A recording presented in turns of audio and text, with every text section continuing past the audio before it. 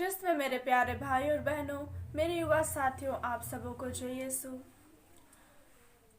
आइए हम सभी आज के दिन के लिए, एक नए दिन के लिए पिता ईश्वर को धन्यवाद दें कि उन्होंने हम पर इतनी कृपा की, हम पर इतनी दया की कि हमें फिर से एक नया दिन देखने का अवसर दिया।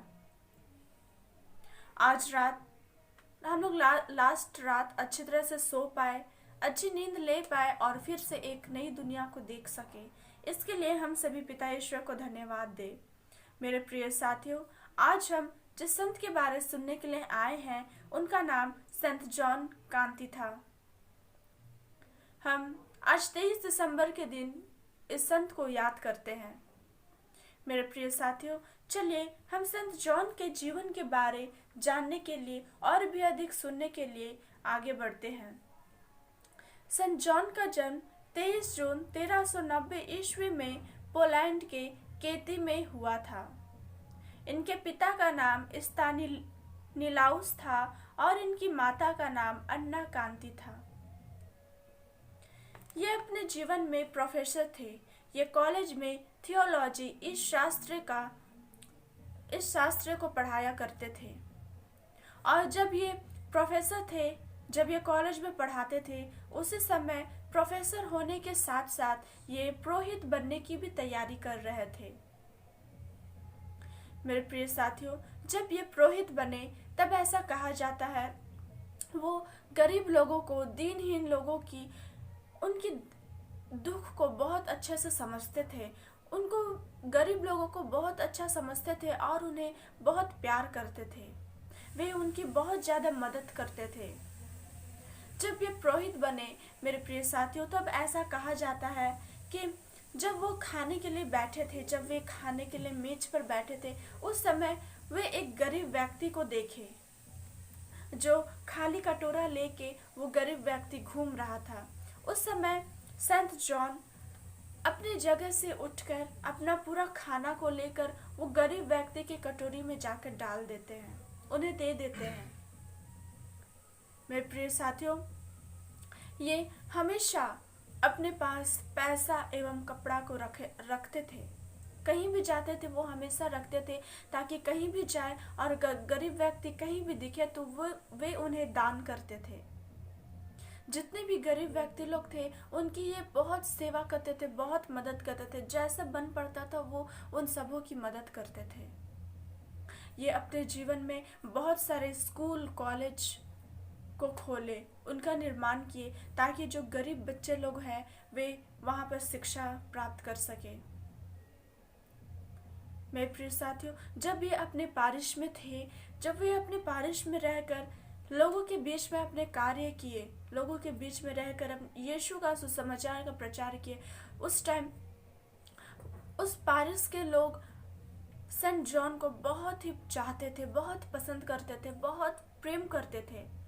जब संत जॉन को वहाँ से, उस पारिश से रिटायर होना था, जब वे वहाँ से रिटायर होकर दूसरे पारिश में जा रहे थे, उस समय उनके पारिश के लोग उन्हें जाने के लिए देना नहीं चाहते थे, क्योंकि संत जॉन बहुत ही भले व्यक्ति थे। उन्हें लोग बहुत पसंद करते थे। उनके व्यवहार से, उनके जीवन से, वे जिस प्रकार व्यक्तियों की मदद करते थे, उस चीज को देखकर लोग अपने पारिश से उन्हें दूसरे पारिश में जाने नहीं देना चाहते थे।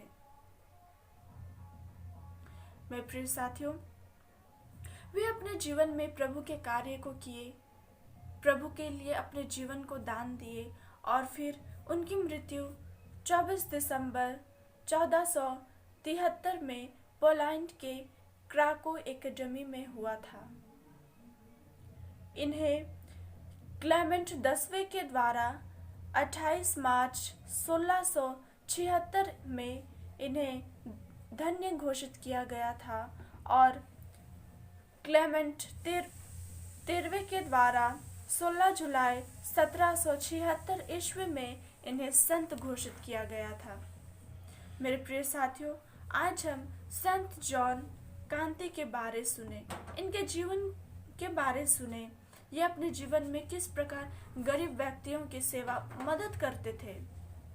मेरे प्रिय साथियों, हम इनके जीवन से सीखे दूसरों की मदद करना, हमारे आसपास बहुत सारे ऐसे व्यक्ति, बहुत सारे ऐसे परिवार होते हैं जिनके परिवार में बहुत ही परेशानी रहती है, बहुत ही कठिन समय से वे पार होते हैं। मेरे प्रिय साथियों, हम किसी की मदद बड़ी बड़ी चीज से केवल नहीं कर सकते हैं, हम दूसरों की मदद छोटी छोटी चीजों से भी कर सकते हैं।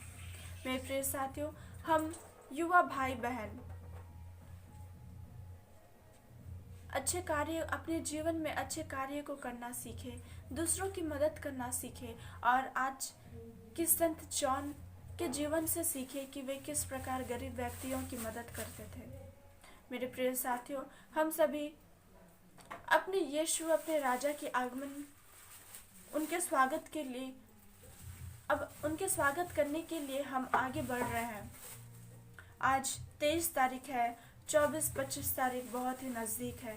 मेरे प्रिय साथियों, अब भी समय है। यदि आप पाप स्वीकार नहीं किए हैं, अपने पाप के लिए पश्चाताप नहीं किए हैं, अपने मन को तैयार नहीं किए हैं, तो आप जाइए, पाप स्वीकार करिए और अपने पापों के लिए प्रायश्चित करिए, ताकि हम अपने यीशु, अपने राजा, अपने मुक्तिदाता का प्रवेश बहुत अच्छी तरह से कर सकें, उनका स्वागत कर सके, उनका वेलकम कर सके अपनी पूरी तैयारी से।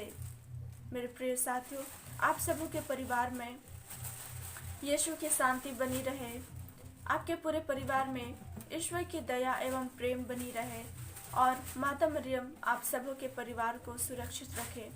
मेरे प्रिय साथियों, आज के लिए आप सबों को बहुत बहुत धन्यवाद और जय यीशु।